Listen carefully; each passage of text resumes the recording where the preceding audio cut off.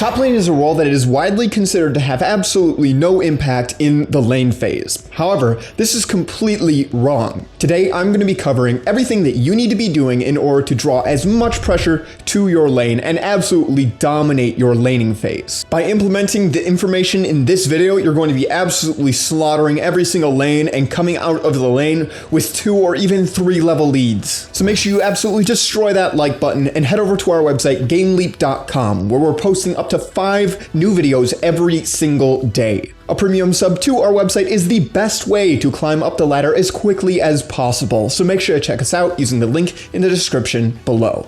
Without further ado, let's get right into these tips. The first thing that you need to make sure that you're doing is you need to make sure you don't miss any CS. You're probably thinking, but Panther, I have really good CS. I come out of the lane phase with 60 or 70 CS in the first 10 minutes. And yeah, that's great, but a lot of the time I'll see players winning their lane and just letting CS die right next to them for no reason. I don't want you to just get most of the CS. I need you to get every single CS. It doesn't matter if you zone the enemy laner off of EXP if you missed 4 minions to do it. CS is the most important thing in the early lane phase, and you need to make sure that you're not just forfeiting your CS simply to get some poke on your laner or to go into the river and do various things. You want to make sure you get your CS and then you do things. If you are struggling CSing in lane phase while being pressured by the enemy champion, then make sure you go into the practice tool and you just practice CSing for 10 minutes and see how much CS you can get unpressured. If you can CS perfectly unpressured, it's going to make it a lot easier for you to know when you can walk up to get that CS when you are being pressured. And you know what? If you've got a friend that you can practice CSing with, then feel free to go into a custom game and just practice CSing with them while you're pressuring each other. If you're like me and you don't have any friends, then that's fine. You can also just practice CSing against a bot. The main idea is you want to try and understand CSing while still trading with an enemy laner. Your goal is to leave the lane phase at the first 10 minutes with 80, 90, or even 100 CS. This is going to allow you to really impact the map and have a huge lead on everyone else. If you have 100 CS at 10 minutes and everyone else in the game has 60, then you've effectively got like 2.5 to 3 kills on them. That is absolutely insane. CS numbers like these can allow you to completely dominate your lane even if you haven't killed them at all. If you're not already, make sure you're practicing CSing every single day until you can get 80, 90, 100 CS in 10 minutes. This is going to allow you to just come out of the laning phase with massive leads and transition into a winning mid game. This is the main thing that top laners just aren't doing right now. They just want to get into the game. They want to play. They want to play that 1v1 in the top lane. They want to play different matchups. They want to do this. They want to do that. They never want to practice CSing. And if you don't practice CSing, then you're not going to be as good at it when the actual game starts. It's never something that you hear a top laner say. You never hear somebody say, man, I really just want to go into practice tool and practice CSing for 6 hours today. You might not want to do it, but it's always good to at least start the day off by going into practice tool, CSing for the first 10 minutes, and maybe do that 2 or 3 times. And then when you go into your games, you'll find that, wow, I've got a lot more CS than I normally have. And this makes it a lot easier for me to actually win my lane and transition that into a winning mid game and do things in fights and be impactful. Next, we gotta talk about tower plating, because this is probably some of the reason behind you missing a lot of the CS that you are missing. There are 2 main problems when it comes to top laners and tower plating.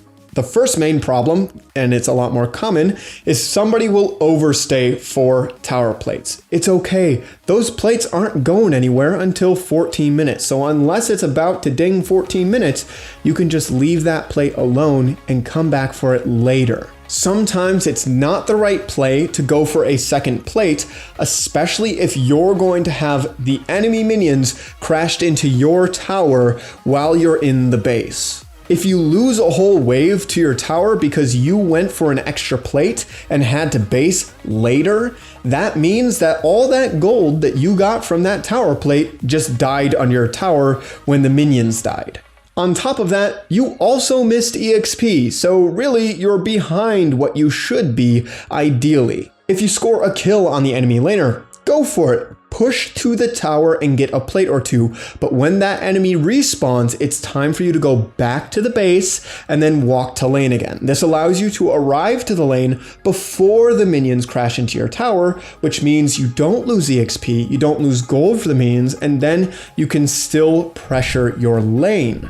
If, on the other hand, you kill your lane and then you immediately base, well, what are you doing? You're missing out on some minions that you could have pushed to the tower. You're missing out on plates. You don't want to be doing this either. Really, it's a balance. You want to make sure that you are pushing a little bit, but you can still get back to the base and then back to lane again in time to make sure you don't miss any minions. Don't be that guy who goes super greedy and tries to get 3 tower plates off of a kill. It's not worth it to miss minions for a plate. Next up, let's talk about GROMP and KRUGS, because these two camps are your best friends as a top laner.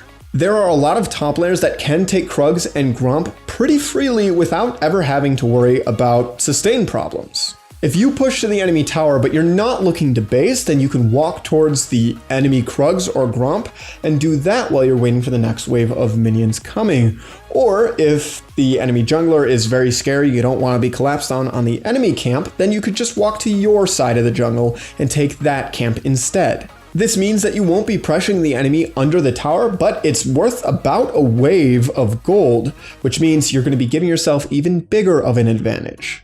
Champions like Vladimir, Renekton, Tryndamere can all do KRUGS or GROMP fairly quickly without having to worry about the problems that it's going to cause in the lane phase. You can push the wave to the tower, crash it into them. If there's a plate, then go for the plate. If there isn't a plate that's going to be falling anytime soon, just walk into your jungle, farm that camp, and walk back to the lane, push it again. If you can't dive the enemy top laner and you can't pressure the plate, then just go get something else. It can be KRUGS, it can be GROMP, it can be Scuttle. Try to get income elsewhere. Now again, you want to make sure you're not missing CS in order to do this. If you trade a wave just to get KRUGS, then, well, you're not actually up any gold because that wave just died to your tower and you weren't there to catch it. On top of that, your jungler also missed out on KRUGS because you took it. There are a lot of top laners with what I like to call a KRUG addiction that will take the KRUGS while a wave is dying to their tower. Don't ever do this, right? You want to make sure that you're increasing your income, not stagnating it. One thing that you'll notice that's in common with all of these tips is you want to make sure you're not missing out on minions. Of course, this is the #1 priority. You need gold in order to be able to carry, so you shouldn't be trading these minions for other things. All right, next up, let's talk about chasing, roaming, kills, and TP. In order to do all of these things, you need to not be farming minions, right? If you TP gank bot lane, it means you can't farm those minions in the top lane. If you chase a kill down into the river, again, can't be hitting minions. Solo kill your lane, you're not solo killing the minions, and you know what? This is all okay. However, you need to make sure that it is an okay trade. It's an optimal trade. If you are chasing down a kill while 2 waves of the enemies crash into your tower, then that means that you just traded 2 waves worth of gold and EXP for a kill. Unless that was a big shutdown, that's probably not worth it. You want to make sure you're making good trades. Because of this, a lot of the time, I don't recommend that lower rated top laners use teleport for ganks. I think it's better if you just use it to get back to your lane and get more CS. Yes, eventually you're going to want to learn how to use teleport in order to TP gank, but if you haven't learned how to get the optimal amount of CS in your lane and how to control waves so that this will always happen, then there's no point in even attempting to make TP ganks anyways, because you're just missing out. The same goes for knowing when to roam and knowing when to chase. If you haven't set up your wave properly before doing these 2 things, then again, you're just going to miss out. And while yes, you might extend a small lead to your laners, it's probably not worth it with what you miss for it if you mess up your wave. You should definitely be sticking to your lane until you've mastered the ability to control your waves to the point where you can lose absolutely nothing for going to do other things. I've gotten to the point where I can maintain 80 to 90 CS while still heavily roaming. Yes, I do trade about 10 CS for this playstyle, but that is completely okay with the amount of pressure that it gives to the map. If you haven't mastered this, then don't try to emulate my playstyle, right? You definitely don't want to be roaming if you're gonna miss everything for it. If you see yourself walking out of lane with 50 CS because you're roaming all over the place, you should probably stop roaming until you've mastered getting that CS, controlling the wave, making good roam timers, and then being able to act on those roam timers without losing CS. All right, next up, we gotta talk about what to do when you actually take the tower, because if you are winning your lane by 10 minutes and you have 100 CS at 10 minutes, then you're probably dominating your lane and you're probably gonna be taking the tower as well. Now, the first point to make is Tower First Blood is almost always worth it.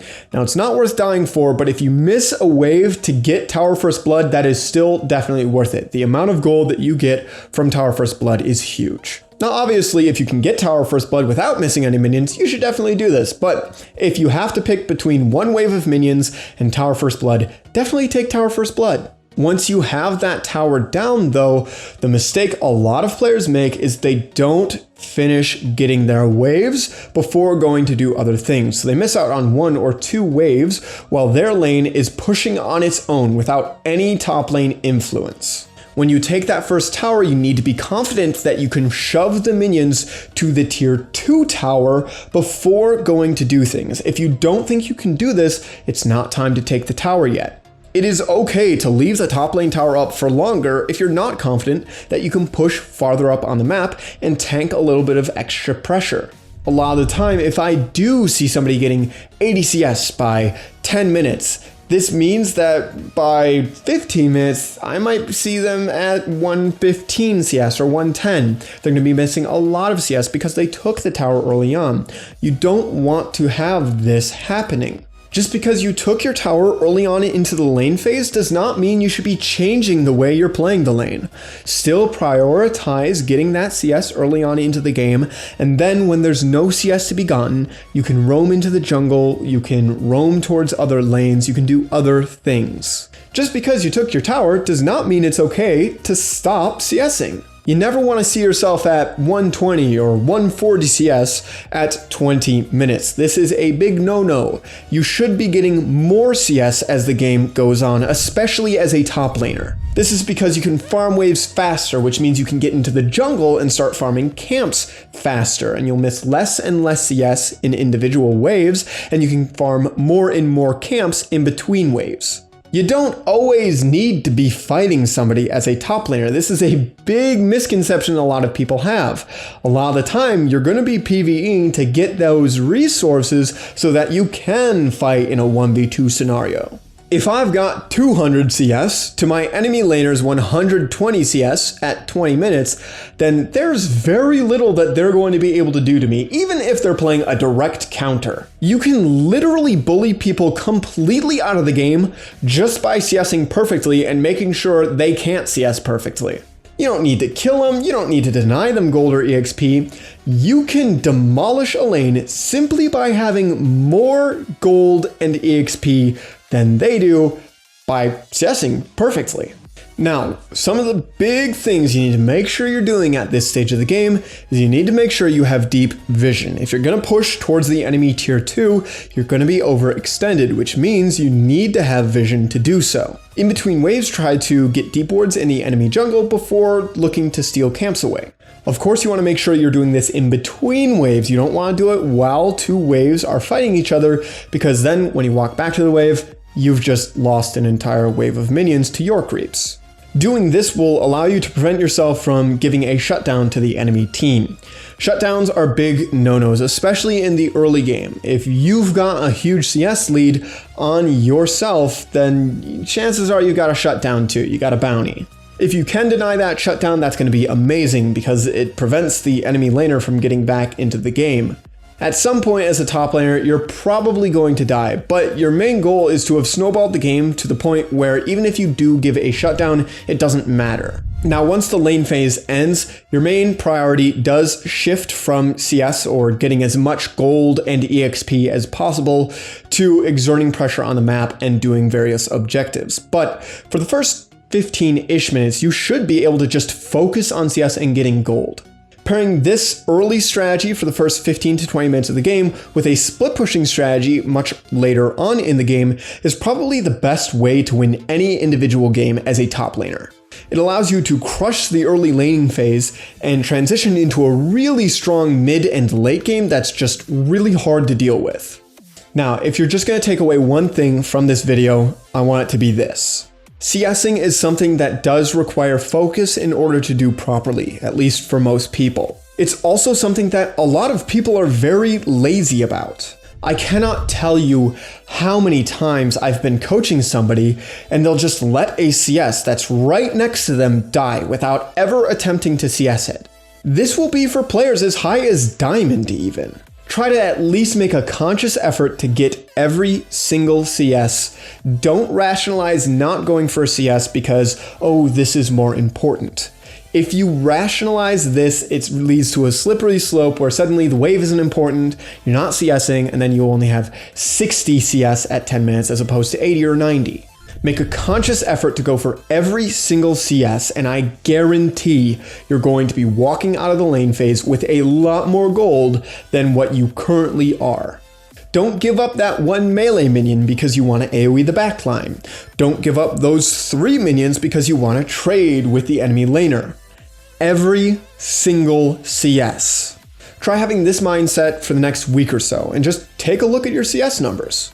I guarantee that after a week of doing this, you will see improvement and you'll be able to feel how much more impactful you are in a game when mid and late game comes around. If you haven't already, make sure to check out our website, gameleap.com.